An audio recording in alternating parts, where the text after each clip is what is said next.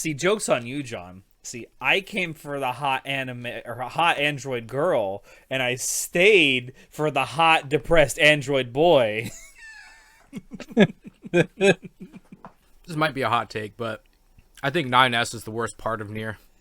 Oh, that is a hot take. That is a huge hot take.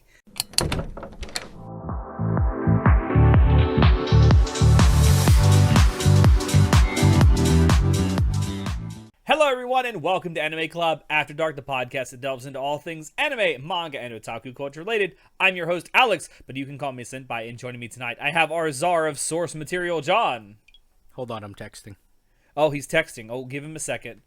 Well, while you're texting, we also have someone with us who would definitely fist all the android girls, Shinoda.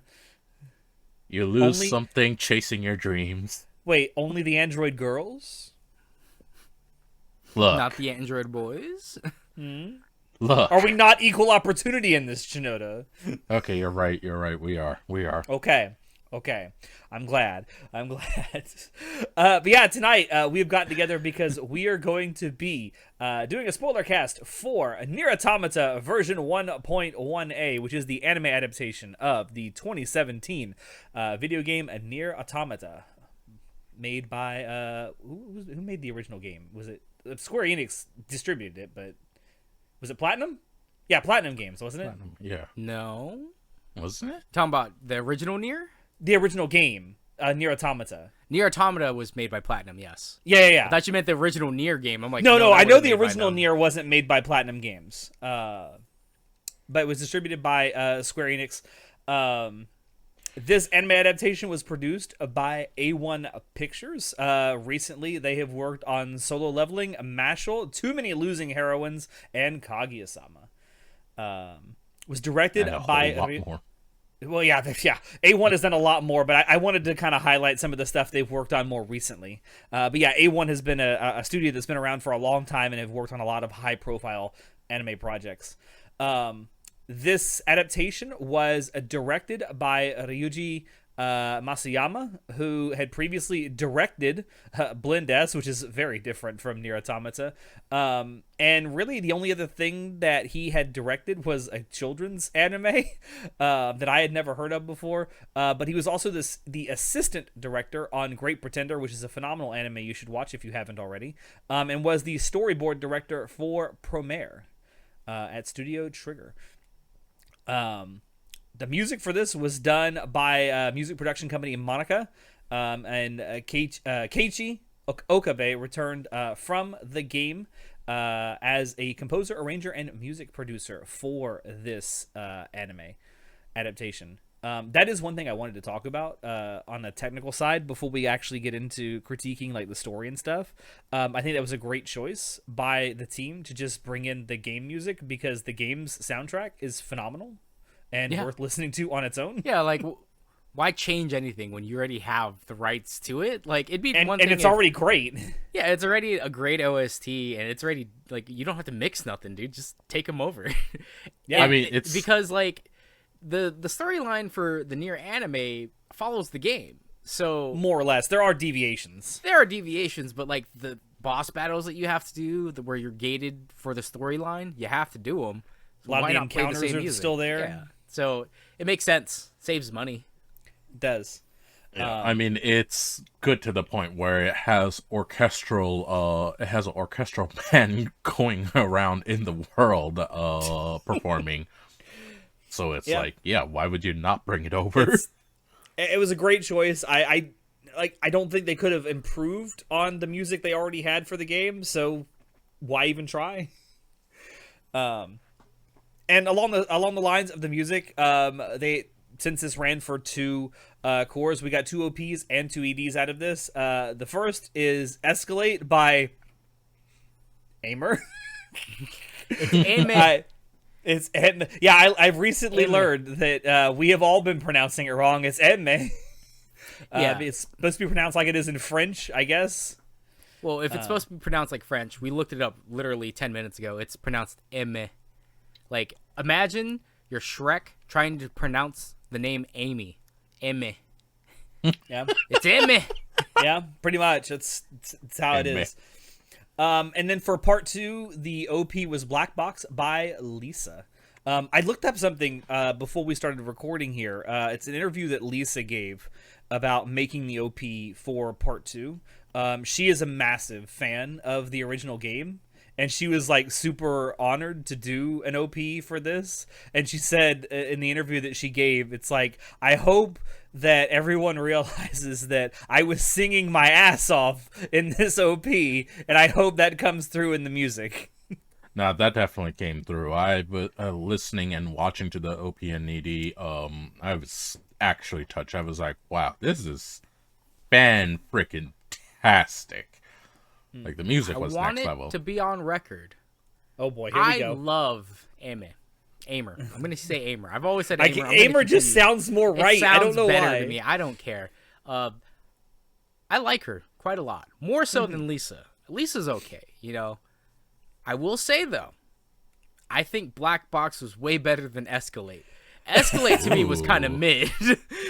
Like, I'm not sure if this is a hot take. It's a hot take for me because, again, like I said, I love Aimer. I love all of her songs, but I thought Black Box was more passionate, more well-produced, a better... maybe that has to do with the fact that Season 2, or the second core or whatever, is more of a... there's more story stuff that you're going through. Like, this is... Because Season 1 covers essentially the first half, the first ending, the first half of the game, where it's like, you think this is the end, like, this is the game, this is the storyline, and then you get to the second core, which is like, no, this is actually the storyline. Welcome to depression. And it's like, oh.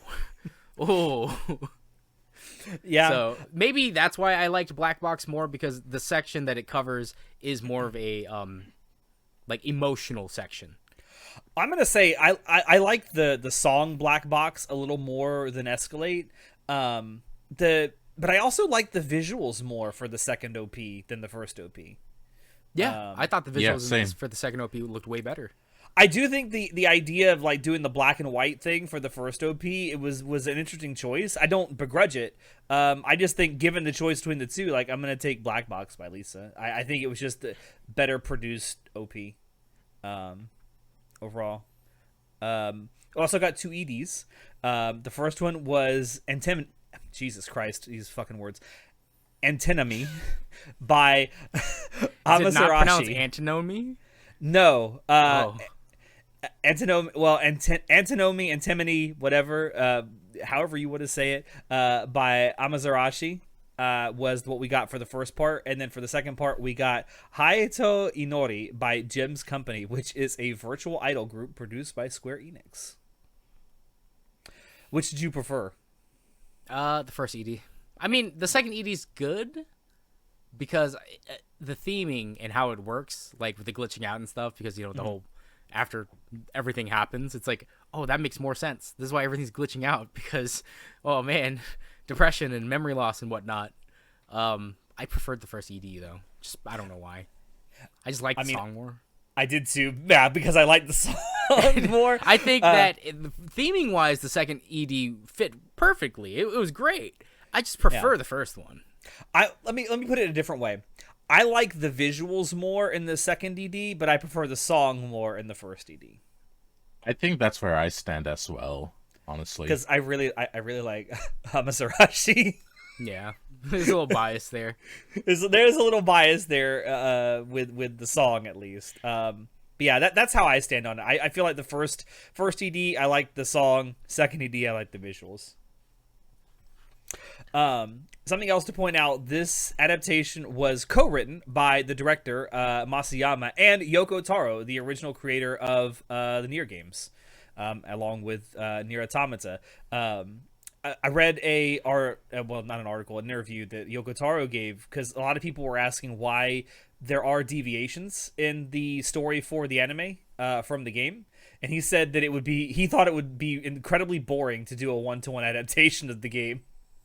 It's a very Yoko Taro thing to say. Yeah, exactly. Yeah. Because something for those who aren't like super versed in like Yoko Taro as a person. Number one, anytime there's any kind of collaboration with NieR, with anything else, he finds a way, as convoluted as it may be, to make it official NieR lore. So there is official NieR lore as to why 2B appears in Soul Calibur. And anytime they do any kind of collaboration, but also that he likes money a lot. He is the Mr. Krabs of like Japanese creatives. It's like, if you offer me money for something, I will do it. So anytime anyone offers him money for NieR Automata, is like, yes, I will do this.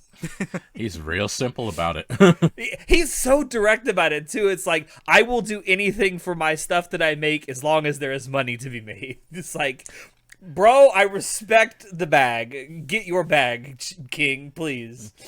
Respect the hustle. But honestly, he's an artist. Like, he needs money to keep going with this craft. So, but something else I read in this interview is that there was apparently a lot of like headbanging when it came to that, because Yoko Taro was like super in favor of it, but the other people who were in charge, like the director and other people who helped with the writing, were very much against it. That they wanted to do more of a one-to-one adaptation of the game, and Yoko Taro's like, no, please don't. That would be really boring. honestly, it's like, at this point, let the madman do his thing. He Let him succeeds for a cook! reason. Listen, we have seen what happens when we let Yoko Taro cook. Sometimes it's really great. Other times it's, Oh god, bro, what the fuck is wrong with you? Kami Arabic season 2 is out right now, guys. It's not The great. fact that it got a I season don't 2. want to watch it.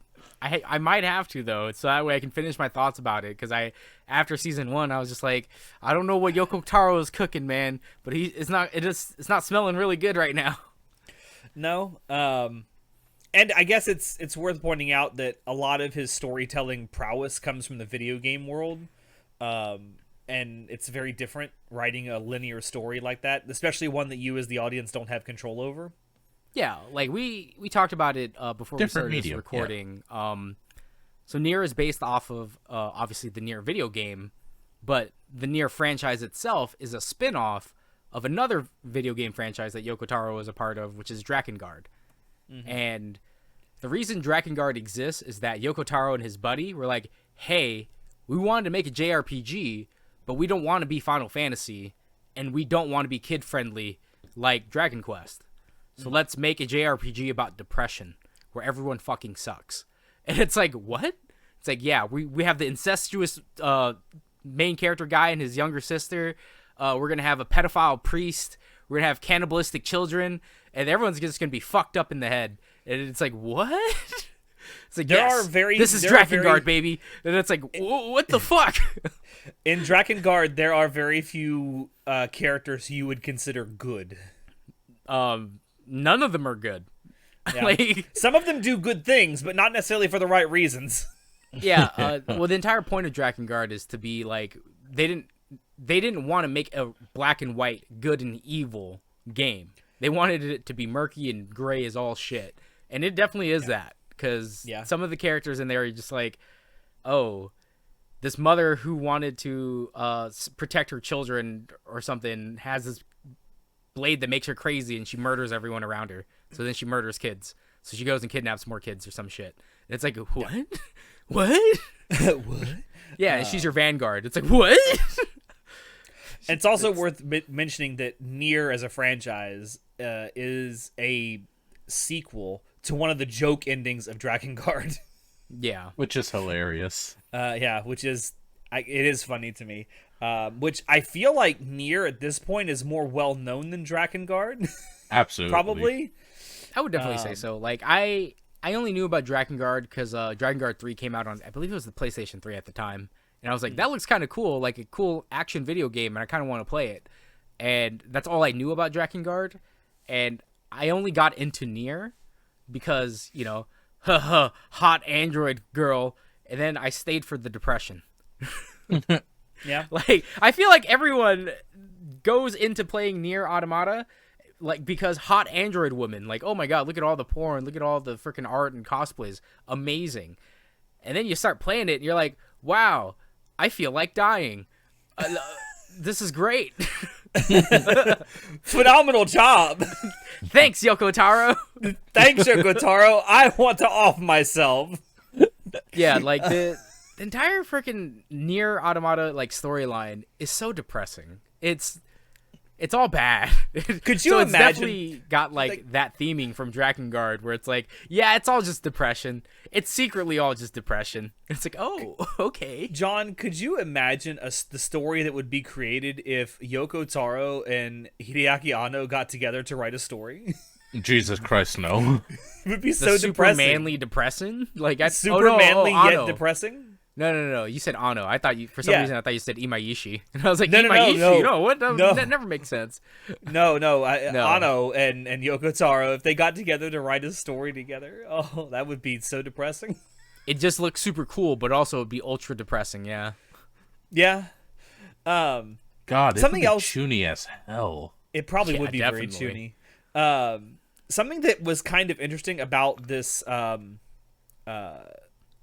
Well, before I talk about that, while this is a spoiler cast for the anime adaptation, yes, we will probably also be spoiling stuff from the game. So for people who are maybe anime only, that is something to take for. Yeah, Chinoda has never played the game. John and I have. But something that I was curious to see if they would even delve into when this adaptation was first announced is NieR Automata has 26 different endings. Like there's the A through E endings, I believe, is what's. Or I don't even think it's E. Is it D? Anyway, like the first 4 or 5 endings are the ones that are like the canon story that you play. No, it's A through E. There's 5 canon endings. Gotcha. You finish the And game, then- it's like A. You finish the game again, it's B. And then to unlock C, D, you have to do 2 different things, and then you can unlock the true ending, which is E. Yes. Which is what the last episode of NieR does. It's the true ending. The last episode of NieR, the anime is ending E. Let me ask this, because I don't know. Do you have to actually fully play through the game each time? No, Yes. not to get all 26 endings. No. So for the 5 main endings, you play originally, you'll play as 2B, then you'll play as 9S, then you'll play as I heard of A2. this. And then once you play those 3 endings, you have a choice to make when you're A2 and also 9S. There's something you have to do. I'm not going to spoil it, but there's something you need to do to unlock C and D. And then once you unlock C and D, E unlocks, and you can finally get the true ending. You have to get both C and D, though, before you get E. But you have to play through the full game each time to do that. Only You have to You'll play have through to- the game 3 times to get all. technically 3 times. Yeah. So Most but it's not most the entire people play game. through it 4 times to get all 5 endings, but you can So- do it in 3 playthroughs. The first ending is just going to be beating it as 2B. The second ending is going to be beating it as 9S. So you'll be playing from his perspective. It would be a different, like, it's the same game, but you'll be doing different things. But you're playing basically through the same time as the first playthrough timeline is happening. And then when you play as A2, you're playing after A and B happen. Okay. And then to get D, you have to make a choice when you're playing as A2 to do something. And then once you do that, you'll unlock the true ending, which is ending E. It's So also it'll worth take mentioning 4 times really to do it, but it's also it's worth basically a mentioning- reload and change the save type of thing. It's not a replay it. You It's basically only also- have to play it through 3 times. It's also worth mentioning that each character that you play as plays very differently. Yeah, so like it is a 2B's, different experience each time. Yeah, 2B is like your standard battle unit. 9S is a scout unit, so he doesn't get like the heavy sword. He gets a faster, smaller sword, and he has more range stuff. And he can Plus, he has the hack. hacking mini game stuff that you have to do. And then when you play as A2, she's an older battle android, so she has like way cooler attacks, like the berserk mode and stuff like that. It's different play styles each time, but yeah, like that's my one complaint, or actually one of my complaints of the NieR video game is the fact that to experience all of this to get to the true ending E, which I think is the fucking phenomenal, like I love how it ends, you have to play through it at least 3-4 times. Yeah. And I know a lot of people who beat NieR only once and didn't want to replay it through as 9S. All they saw was ending A. Yeah, and I'm just like, they're like, yeah, that was an alright game. I'm like, dude, you don't even know the half of it. Like, you're only halfway there. You got 2 other playthroughs you need to do right now. And then you could get to the true ending. Come on, dude. They're like, oh, but I already beat it. It's like, just trust me. Just do it. You won't regret it. I mean, you will, but not in the way you think you will. Yeah, like, I think the first playthrough takes like 40 hours, and then the second playthrough is going to take like 20, and then the last playthrough is going to take like 12 or 15. Oh, as that's A2. also bad. Yeah, Yeah, it's not that bad. The playtime nearly halves each time you go through and play it another time for the additional endings. But there's 26 total endings that you can achieve. Most of the stuff beyond ending E are joke endings. Yeah, everything else is kind of a joke ending. Like there's a ending in the game where when you're playing as A2, if you kill Pascal, that's a joke ending. There's one where if you're fishing as 2B and you eat the mackerel, that's a joke ending. Yeah, the freaking jackass would be like, "Hey, mackerel, this mackerel is super oily. I want to see what happens when an android eats it." So, But you might die. Yeah, but you're gonna die if you eat it. And you're like, okay, then you eat it anyway. You get an ending. Hell, there's a joke ending that you can get in your very first playthrough.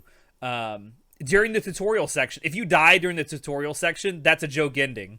Yeah. Which I only learned when I played on stream on the hardest difficulty and died during the tutorial. Yeah, there's how they handled the alternate endings essentially was just whenever they did the puppet section, they do the alternate endings. That was actually kind of cool. I like that.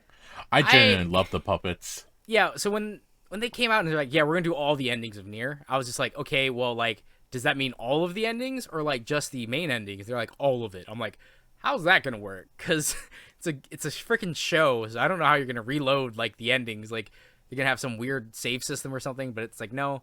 They basically just showed a bunch of the joke endings as the puppet show, which was fine. Yeah. Like, I didn't mind that at all. Yeah, I will say it's joke endings. Like, it doesn't matter. They're joke. Well, most of them are joke endings. Some of them are like, wow, what the fuck. And also there's like endings where if you fail certain fights, like that's an ending. Yeah. There's even an ending, I forget which one it is, but there's an ending where if you just stand still long enough, that's a joke ending. Like if you Really? go into your idle animations enough times, that's a joke ending where it's like you just stand in one place and rot. But yeah, that's actually one of the only, well, I won't say the only fun thing after you beat NieR Automata. It's something that's kind of fun once you beat the game to go back and get all 26 endings. And finding them. If you don't automatically know where they are, just coming across them in your regular playthroughs is kind of entertaining.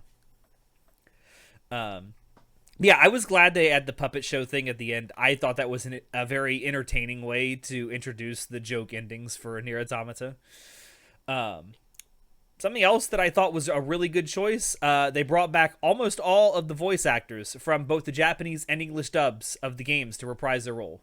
Yeah, I genuinely love that choice. It's cool as hell for me. Something that we talked about, 9S's voice actor just absolutely kills it in part 2. I would argue he does a better job, both in Japanese and English. He does a better job than he was able to do in the game. Yeah, a lot of that is because when you play as 9S in the video game, he doesn't have a lot of dialogue options. You get a lot of text on screen, but you don't get like spoken dialogue. So the voice actors for English and Japanese were able to really flesh out the character and like express themselves, which made me just hate 9S even more because I'm just like, oh, fuck you. Oh, poor little baby. Oh, listen, fuck you. He thinks the entire perspective of 9S in the second core and like how he's all depressed and stuff. I'm like, I get it. You're a depressed little sad boy, but buddy, you're not the only one who's getting fucked over in this world of NieR right now, because I can think of 10 other people having a way worse, just as worse, if not way worse time than you right now. Like, come on. Get over yourself. I know a few people who are going to be very disappointed to hear you say that.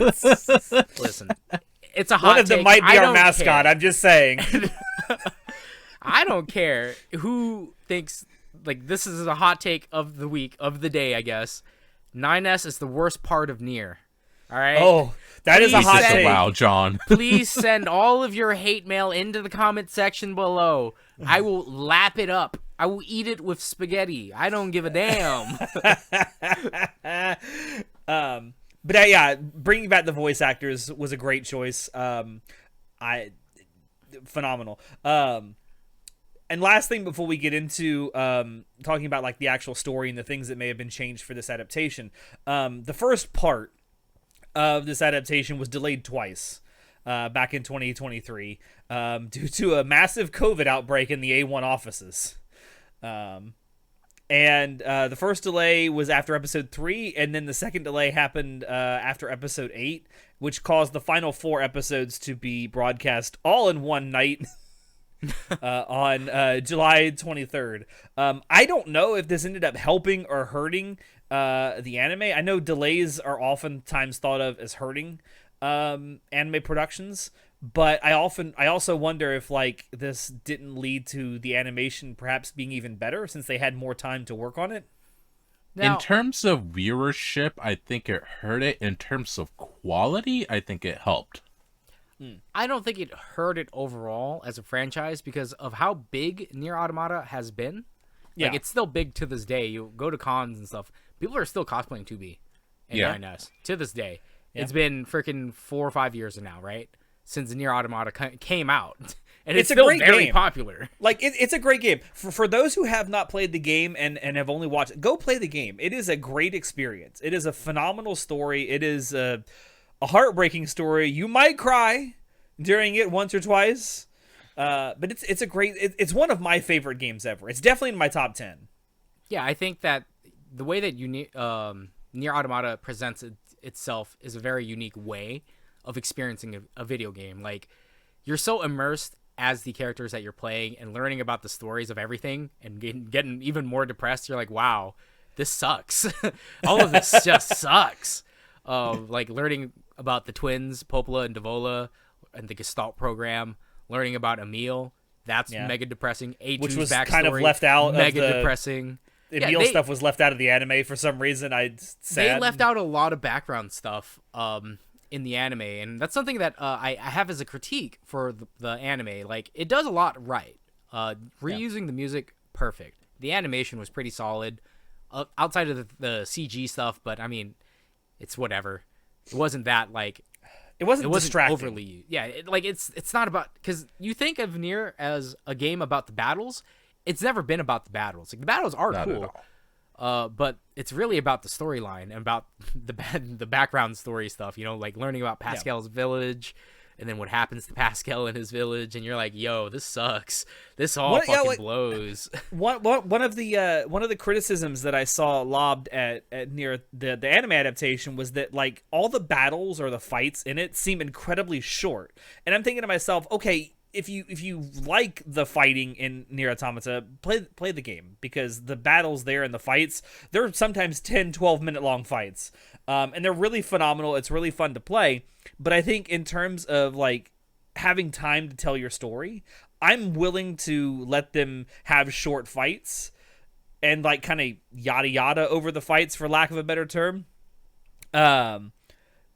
if it means we get more time to tell this story. Yeah, like, to me, the best part about NieR is the story. It's not actually, like, the gameplay is fun. Don't get me wrong. I love Platinum games. Yeah. Looks cool as shit. Yeah, it feels awesome to play, but Everything about NieR is aesthetic. yeah, it's cool as shit. But the story is really good, and I'm glad that they focused more on the story than they did just the fights, because definitely the fights are great, but that's not the appeal of NieR. It's never been the appeal of NieR. Yeah. Because, you know, if you look back to Drakengard, the appeal of Drakengard was a depressing-ass story. And in Drakengard fashion, NieR is depressing. Yeah. That's the draw. Seriously, that's not to shit on A1 or anything. Like, they did bang up job on the animation on this. But, man, the story is what really takes the cake. Yeah, and like John said, I think, yeah, you can definitely criticize the 3D CG that appears in it. Sometimes it does appear a little jank, but I never felt like drawn out of the story because of it. Right. But I guess let's get into it. Let's actually get into the story. So how well do we think this adaptation handles the video game story and its content? So Well, Chinoda doesn't have much to say on this. yeah, Hasn't played the game. As an anime only, I really thought excellently of the story. I've heard from one of my close friends that they did change a couple things, and I was like, okay, that's fine. But what I experienced, what I watched, I'm like, wow, it's still really touching. It's really pretty damn good story overall. So I really enjoyed it, and I think it stands its merits on its own two legs. even without knowing the video game stuff. So, again, another hot take. I think that the anime focused too much on the 2B and 9S storyline, because the auxiliary storylines for like A2, for Emil, for Devola and Popola, for the Resistance Camp, all of that was really good. Yeah. And they did do more with it than they did in the video games for sure, but I wish they did even more with it. Because in the video game, when you're playing through, you learn about A2's past and stuff like that. They show a lot more of that in detail in the anime, which is great. I love that. But they completely skipped the Emil stuff, and I'm like, that's mega depressing. And they wrapped up the Devola and Popola stuff and the Gestalt program. They wrapped it up in like 10 minutes of like, yeah this kind of happened, but it's like, but you don't learn about why it's depressing, about why Devola and Popola were created and what the purpose of the Gestalt program was. Something that, John, you've talked about before with video games in particular is when a video game or a video game franchise relies on auxiliary media to fully tell its story. And as much as we may love NieR and NieR Automata specifically, it also commits that sin. Yeah. Because it does. there is a lot. There is a lot of NieR Automata lore and stuff that's locked away, necessary lore to fully understand the story that's locked away in novels, in world guides, in short stories. It's a very unfortunate thing because I love world building, and I get that even in a video game you don't have all the time in the world to tell these stories. You have to rely on auxiliary media, alternative media, to really flesh everything out, which is fine. Even in the game, even in the game, a lot of the backstory stuff is told through text logs that you still, as a player, have to read. Yeah, you have to go find these things. Like, it's not in the main storyline stuff.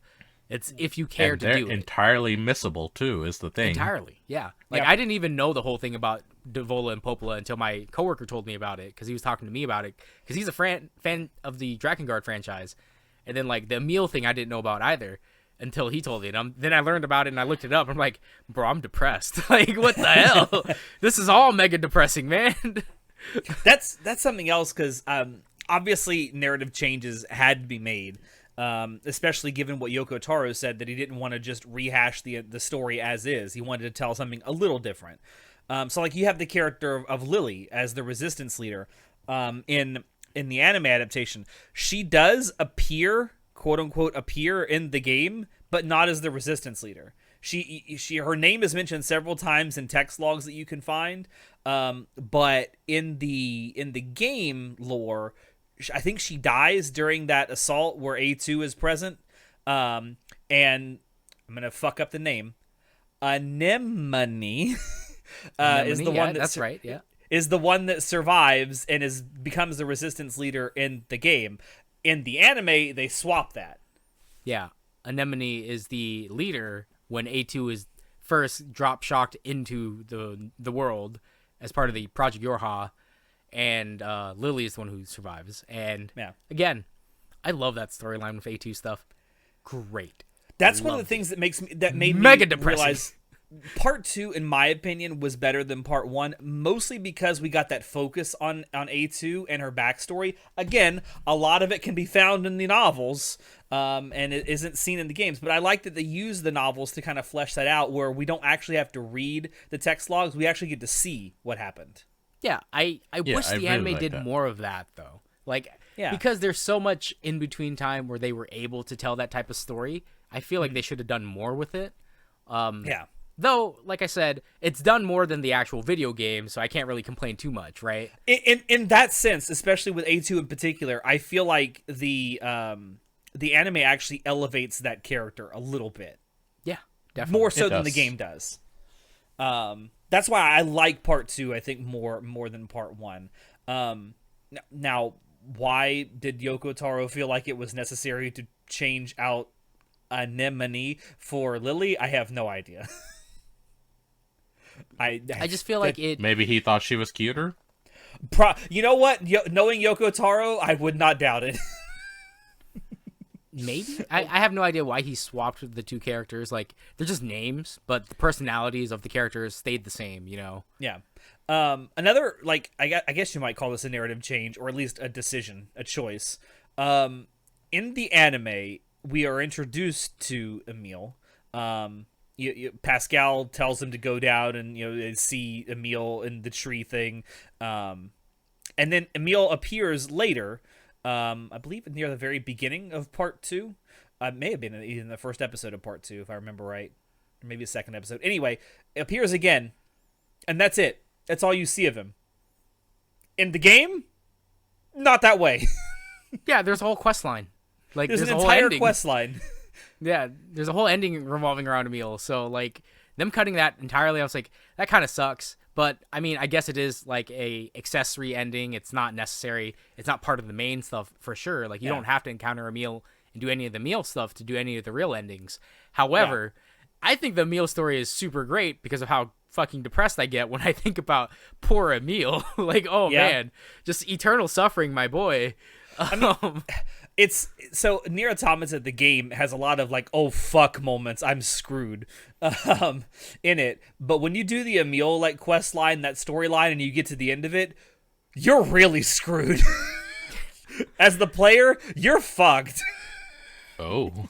Because Emil, so as much toward the end of the story where we see 9S just go, fuck it, I'm raging, flip the script, flip the table, fuck this world, I'm out. Emil really doubles down on that shit when he finds out what really happened to humanity. Yeah, and like why Emil even exists this far in the future, like who Emil is. He's like from the original Drakengard, and it's just mega depressing. It's just like, wow, this sucks. Emil goes so far as like we're 9S is like, I'm going to just destroy every like robot and every android and everything I can get my machine life form I can get my hands on. Emil's like, I'm going to destroy the entire fucking planet so nothing can ever live on it again. Shit. Yeah, it's great, dude. Oh, it's so good. And again, I get it. It's a joke ending. It's not supposed to be. It's not part of the canon. But it's such a good story. But it's a great story. But how would they fit that in, right? Like that. They should do that as an OVA. They should 100. No, Oh, I'm that'd be serious. great. ending. I'm 100% serious. They should do Emil's story as like an OVA or something. I could see them doing that.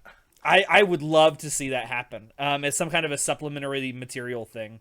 Or alternate universe, whatever they want to do with it. But I would love to see it animated just because it's so, like John says, it's so depressing watching him spiral when he learns the truth about what happened to humanity.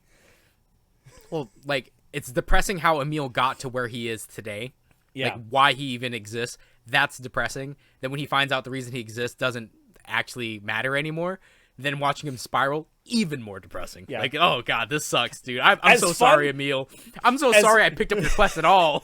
Some things are better left unsaid, man. You shouldn't have started that quest. Sometimes ignorance really is bliss. Yeah, like, before you started talking to Emil and doing all this stuff to try to help him, like, that's again, great writing, because the more you try to help, the worse you're making it, bro. Like, god damn, just don't help Emil. Let him be ignorant. He's happy and he's just running around. Hey, I can trade you cool stuff. It's like, thanks, Emil. Oh, what's that about missing memories and searching for something? I don't know nothing about that, bro. Good luck with that. Yeah, good luck with that. I'm going to be over here. Great. Oh, it's so good. Emil's I cannot story express is how so much good. I love NieR, the video game. NieR Automata. It's so good. It's so good, in fact, that while I was in school studying game design, it actually was brought up about how you could use it as an effective way to storytell with the multiple type of endings and the player choice stuff. Like, there's a lot of game design choices in NieR Automata that are really good examples of how to make a successful video game. Yeah. Oh, and like, I guess not to get too... I guess we'll talk about it because it is something that they had to change because they went from one medium to another. The ending of the anime versus the ending of the game. John and I were talking about this before we started, that in the game, there is a very interesting game mechanic that you're presented with a choice at the end of the game. Once you do it, is you are given the choice that... Well, John, do you want to describe it? Because you have to fight the credits. That sounds really weird to say. You fight the credits as they're rolling. At the end of the game, you're given a choice. It's like, is this truly how... So in the end of the anime, the pods are like, I don't like this ending. I want it to be different. They're like, you have to delete the data. And they're like, no. and then they fight against the other pods. You do that in the video game, except it's during the credits and you fight the credits. But the thing is, you fighting against the credits as the pod is you get overwhelmed. And then when you get overwhelmed, the pods ask you, you're being overwhelmed right now, but there's a way that you can save the androids to make it so they have a happy ending. And at the ending of NieR, we see that 2B and 9S get revived. You can have that ending in the video game, but you have to sacrifice your save data. You have to delete your If save you data. sacrifice your save data, then every single person who has played this game who also sacrificed their save data will come and help you fight the credits, fight the end. And it's the only- Yeah, What? it's the only way you can fight the inevitability of like impending doom is to delete your save data. Yes. So if you choose yes, this is how you unlock the true ending. First you have to do this other choice of D and C and D, and then you get to unlock the true ending E, which is like if you want the androids to survive, you have to delete your save data. But when you delete your save data, you will send your save data to help someone else who will be given the same choice to help them fight off the inevitability of death. And I you don't wonder- have to choose to delete it. You can choose not to delete it, and you will just succumb to being overwhelmed and being killed. Yeah, you could just choose to not do it so you can have your save data so you can play through it again. Or you can choose to do it, and then you'll see other people's PSN accounts or like their Steam account names pop up, and it's their save data, and they come help you fight. They come and help as attachments and stuff, and it's so cool. Such a great gameplay mechanic. It's so immersive because it's like you get the choice because the entire time as we're playing as the player, we think that we're controlling 2B, 9S, A2. We're actually the pods. We're actually the pods observing them from the third person view. You are the pod this entire time. So it's super cool because the pods are like, do you want to save them? Because you don't like this ending. Do you want to change it? It's like, yes, It's also worth mentioning that the pods tell you that they have to sacrifice themselves to make this ending work too. Which Yeah. they do show that in the anime, yeah. The pods sacrifice themselves, and I think the way they did it with the pods like realizing, hey, this plan kind of sucks, we're gonna go do our own thing, was probably the best I could have hoped for with them translating the ending where you have to make the choice to delete your save data. Yeah, so I talked about like how are they going to implement ending E, because that is such an immersive experience that you can only do in a video game. That I was like, I don't know how they're going to translate that into the anime to do the true ending, and they did what they had to do. I mean, it works, but it doesn't have the same type of impact. Like this is why I'm telling people, if you want to get the full NieR experience, you got to play the video game. Like not only because it's the source material and it's always go to source material, right? As the source material, I would be remiss. It would be remiss of me not to recommend to go to the source material. But in this specific case, like you will not get the full experience of NieR if you don't go play the video game. Like the anime is good. It's solid. It's not, I'm not saying it's bad or anything. You can watch the anime and basically get the general gist of the story, but it's more impactful if you just play through it. And if you take the time to learn about the universe, and if you get the alternative media and learn about the backstory stuff, it is a lot more impactful. And it's like, again, a lot of people are gonna get into NieR thinking, haha, cute anime girl. It's not just cute anime girl. It's a really good, solid story. There is cute anime girl. There's Don't get me cute wrong. anime girl. That's great. However, the storyline is just fucking nuts. Like it's such an immersive experience. It's like I said, it's taught in video game design schools for a reason, because NieR does something that is so unique to a video game. Not only do you play through it as a character, you get to experience it from a third person's point of view as well, and especially that cool ass ending of you can be the change in the world and you could help others, but you got to sacrifice everything too. It's like, You have, to, dude, you have to sacrifice something very, very valuable in order to have that ending. Yeah, but it's great Because once you make this choice and you delete your save data, you have to start over from the very beginning of the story. yeah, it deletes your save data. Like It yeah, literally deletes your save data. you could cheese and make a backup copy and all that stuff, but to me it was more impactful of like, I've never touched NieR ever since I beat the game. John, and I got the we true are ending. not playing Dead Money. We do not back up the save data. Instead of saving, like doing a backup save so that way I could replay it through it, I just chose to let it sit. I was like, I've deleted my save data, and hopefully I have helped other players on Steam got to the true ending, And after it deleted, I never went back to play NieR because I was like, I feel so complete. Like the game is completed its cycle for me. I if I want to replay it, I'll replay it from the very beginning. Yeah. But I don't need my save data. Like I let go of it because letting go of it makes it so my canon ending is that 2B and 9S get to live, and I'm okay with that. I actively made that choice, and I love that. Which is what Yoko Taro has said. Which is what Yoko Taro has said. The story is supposed to be about. It's about letting go and starting over. Yeah, it's great. And to me, the video game does it way better. The anime does not even convey a fraction of that type of emotion, but it did a good enough ending. Because if we're just watching it from a viewer's perspective, then you don't really need it. But that's why I'm like, it's hard to translate a video game specifically because of how immersive a video game can be. It's different mediums, yeah. Yeah, it's completely a different medium. It's hard to translate that because you're not in control. Unless that video game is like incredibly linear. Yeah, where it's like Steins Gate obviously is something that's easy to adapt because it's a pretty linear progression. I mean, obviously there are choices you can make that affect the outcome in the ending, but it's a pretty linear storytelling. Yeah, like same with something like Dead Space. I feel like Dead Space is very linear. You could definitely make a movie about it. In fact, they've made several movies about Dead Space. Yes. Not great movies. They're okay really movies. They should make a movie about the fucking development hell behind the scenes because that seems like pretty dramatic shit. I would love to watch an actual Dead Space movie, like based on Dead Space 1 and 2, not 3. We don't talk about 3. We don't talk about 3. But I think Dead Space Aftermath was really good. I liked it. Or not Aftermath. Yeah. Was it Aftermath? I don't remember. Yes, Aftermath is the name of the Okay. When we're on the ship as the outbreak is happening, it's an animated film. Pretty good. Yes, I liked it. Yeah, it's called Aftermath. Okay, yeah. I know other people didn't like it. I liked it, so they can fuck off. I will say that I think some of the changes I liked. Some of the changes I didn't like. I like the fact that we get way more depth on A2's character in part 2. Yeah, I love. I just wish there was more.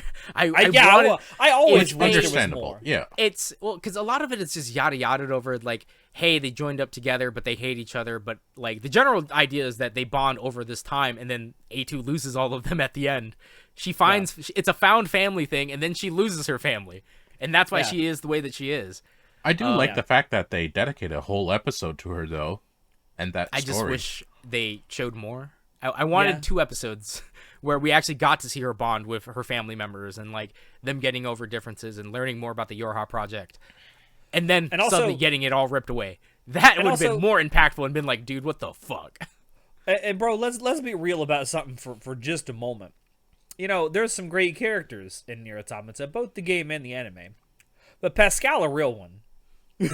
Oh man, dude, Pascal. I feel so bad for Pascal. Like, Aoyuki does a bang up job as the voice actor for Pascal. I love Pascal as a character.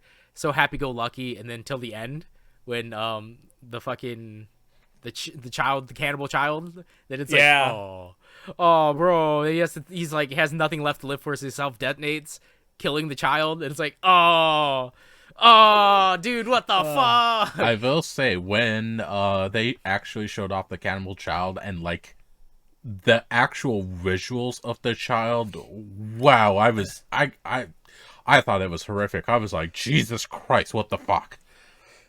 The anime adds in a callback to the music box too, which the game didn't have, which I like that a lot. The game doesn't have that callback to the music box from part 1.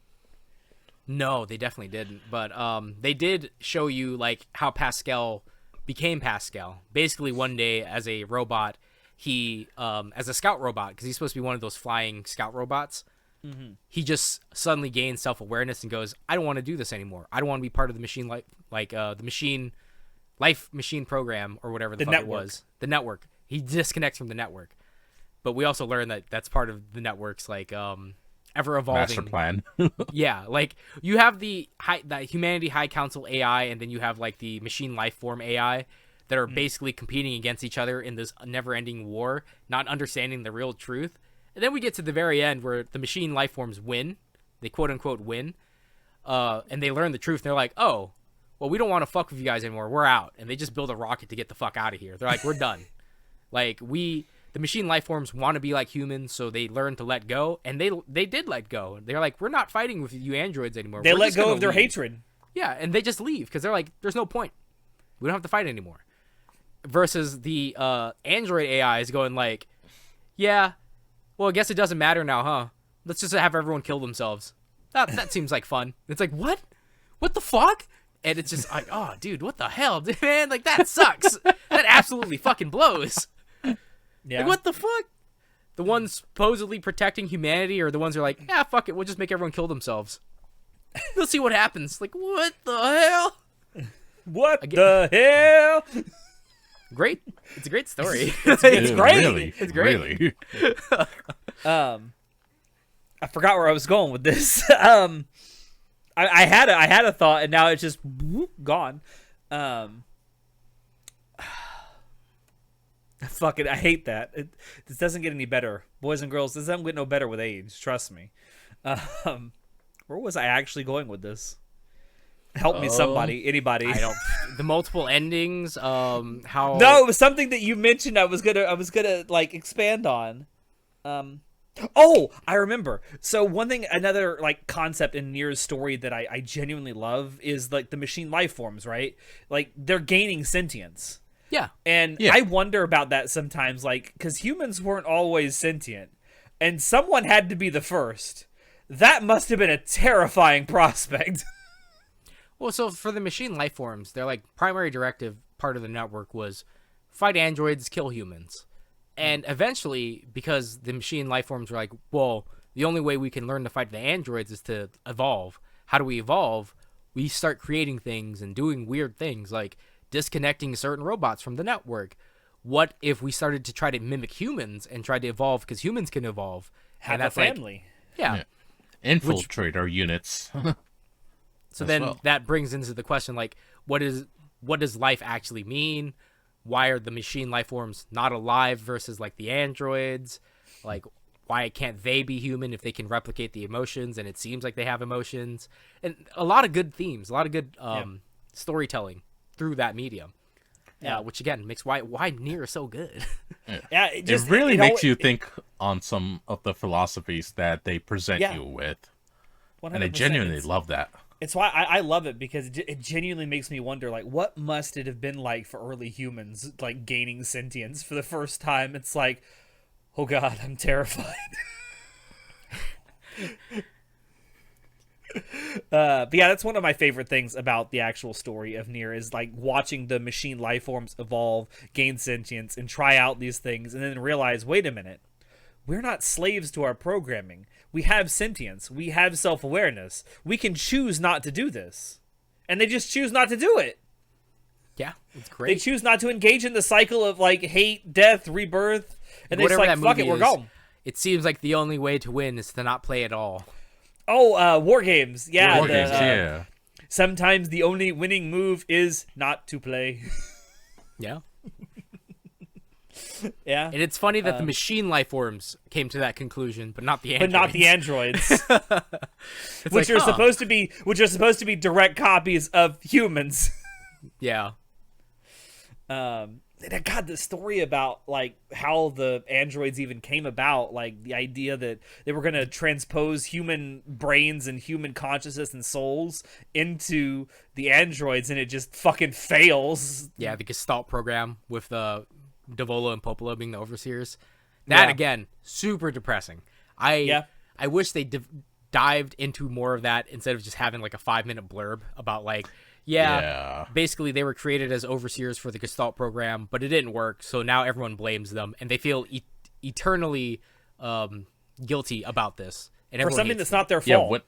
when it came up, I was just like, hold the fuck up. This is an entire program that they're just glossing over? Like, Yes, what is this? like the whole Emil thing. They completely gloss over like the death of humanity, about like how they were going to try to escape extinction and like all this other shit, the Gestalt program. They completely gloss over all of that. And I'm like, man, those are the cool backstory things that I wish they expanded more on. I will I say, get it. when the information packets came up, I actually did pause the anime multiple times just to read all of them, because I was like, yo, this is actually really interesting to read, though. It is worth mentioning that if you played the original NieR game, they are also characters that appear in that, and you get more of like their backstory and stuff in that than you do in NieR Automata. Yeah, because they're I mean, they were created back then from Yeah. this. Yeah.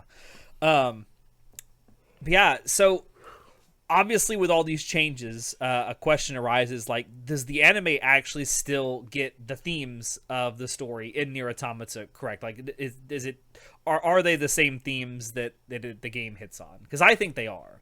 Yeah, I would definitely say that the anime does a pretty decent job at conveying the main storyline. Like, because it's I bitch and I complain about not having more of the background information about the world building because I love stuff like that. I love learning more about like auxiliary things.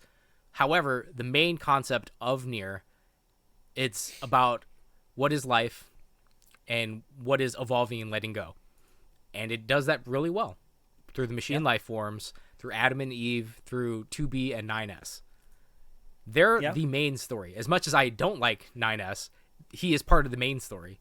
And his story is more important, more so than like Emil's or Popolo and Davola's or the Resistance camp. It's a lot more important because they're essentially the main characters. The main characters and the main antagonists of the story are these people. Even though, like I said, I love A2 and the side story for that stuff a lot more. I love the auxiliary stuff a lot more. It does a great job translating the main stuff, though. You get the experience of NieR, but like I said, I would prefer if people were going to experience NieR for the first time, go play the video game. It's only going to take you like 70, 80 hours. You still can go play the video game. Like, I highly recommend you do. Yeah, it's it's something we've never really done on this podcast, to my knowledge, is do like Spoilercast for video games. Maybe we should. I mean, it's easier to watch 24 episodes of a show than to complete an 80-hour campaign of a video game. That is very true. That is very true. But still, there are some video game stories that are just that good. That are worth it, yeah. But yeah, I'm kind of the opinion that I think both of you might be, that, well, I know I am of John, that it's a good enough adaptation, but it's certainly not perfect, and I would stop short of calling it great. Yeah, it's good. I would agree with that statement, yeah. I will be interested, Shinoda, to find out if your opinion of it changes at all, if and when you play the game. It wouldn't surprise me if it does change. Maybe it won't, but like more than likely it will, especially considering I'm going to experience more of the storyline that's missing and like more of the in-depth backstory. Just leave Emil alone. Just let him live. Yeah, please. Ignorance. You think please. that, and as antithesis to a regular video game where it's like you find a quest and you have to complete it. Do not complete Emil's quest, please, bro. It is so depressing. Like, as depressing sleep. as you might think that Evangelion is, or even the rest of this game, it is not nearly as depressing as telling Emil the truth. Yeah, Alex, please don't. John, you guys got to realize the suffering isn't for Emil; it's for me. Well, you are going to suffer if you tell Emil the truth. 100%. So, I mean, unless you guys have anything else to say about NieR Automata, like, we can tell everybody our scores. I think we're all kind of in relative similarities about our scores. Yeah. Yeah. I gave it a 7.5 out of 10. I gave the first part a 7, the second part an 8, so kind of meet in the middle at 7.5. Good enough, like I said, adaptation. Not great, not a masterpiece, but better than I was hoping for. When this was first announced, I thought, how the hell are they going to adapt a game like this into like a linear storytelling medium like anime? And I think they did way better than I thought they were. I was expecting a shit show. I gave it a 7. First season and second season both got 7s out of me. It's okay. It's not great. I wish it was better. I wish it expanded more. And it did expand more on some parts. So I guess it would be closer to 7.5, but I'm going to stick to 7 just because, like, I don't think the animation was that great. Like, I think the video game looks better than the anime. Really? Yeah, I think the video game looks way better than the anime. I think the video game also benefits, or the anime benefits from not doing elaborate and long fight sequences. I just feel like the video game looks better, and all the fan art looks better than the anime did. Not to knock A1 or anything, it doesn't look terrible or anything like that. You know, it looks okay. We've seen worse video game adaptations. I just wished it looked better, you know, more beautiful. Maybe if KyoAni did it or something, or Madhouse, or 8-Bit, or Nut, or like literally, I have like 5 other studios I could list. Could you imagine the baby making hips they would have given fucking 2B? Jesus Christ, bro. Jesus Christ. But yeah, you know, it doesn't look bad, other than the rough CG here and there. But again, the CG is not a giant problem. Okay, it's just overall an okay adaptation, like a good adaptation, not a great, but okay, 7 out of 10. All right. Yeah, as an anime only, I thought it was a good 7 out of 10 anime. Great story. I'm the opposite of John. I thought the animation looked great. I genuinely enjoyed it. Especially the action scenes. I was locked in for those. I had a good time, and it only made me want to explore the franchise even more. So I think it did its job pretty damn well, honestly. So 7 out of 10. We'll definitely want more. Okay, I will say, if or when you play the game, I'd love to have you talk about it on the podcast. Number one, how you felt about the game experience, and number two, if it changes your opinion of the anime. I'll get around to it eventually. Okay. One of these years. Yeah, with all the like 50 million other games you got on your backlog, I'm sure. You don't even know half of it. Yeah. Well, I know I got like, I think 300 or 400 games in my Steam library. I've only played half of them. Yeah, that's NieR Automata's anime adaptation. Yoko Taro, you coward, give us an adaptation of the first game in the series. Do it, you fucking coward, please. Give us an anime adaptation of Drakengard too while you're at it. I don't know if you really want that or not, bro. I don't know about that. Listen, it's conducive to anime. There's incest in it. Come on. It's true. It's got a lot of running themes of anime inside of Drakengard. Yeah, it does. It's almost like it was made by a weeb. It's made by 2 weebs, actually. Have you seen how Yoko Taro presents himself in public? With the Emil mask? With the Emil mask. Every time he's out in public, he wears the Emil mask. It's like, Jesus Christ, my dude. Chuny much? But thank you everyone for dropping in to watch us talk about NieR Automata. Let us know below what you thought of this anime adaptation, and or what you think of the NieR Automata game. Yes, we know 2B has a mighty fine ass. Also, don't forget to like, comment, subscribe, all that good stuff. If you like what you saw and want to see more, check down below where you can find links to all the stuff Anime Club After Dark does, as well as a link to our merch store where you can buy Anime Club After Dark merch if you want to help us out that way. With all that being said, I have been Alex, and I will see you next time. Say goodnight, guys. Why are we here? Just to suffer. Glory to mankind. What was it though? Forgot the rest of the Japanese. Damn it. You are not a true weeb. No, come on, Eiko man. Jinwari? Jinui Ekowari. Yeah. Yeah. Glory to mankind. Glory to mankind. I just know there's one person who's a regular commenter on our videos who's gonna love this episode. 2B, I see you.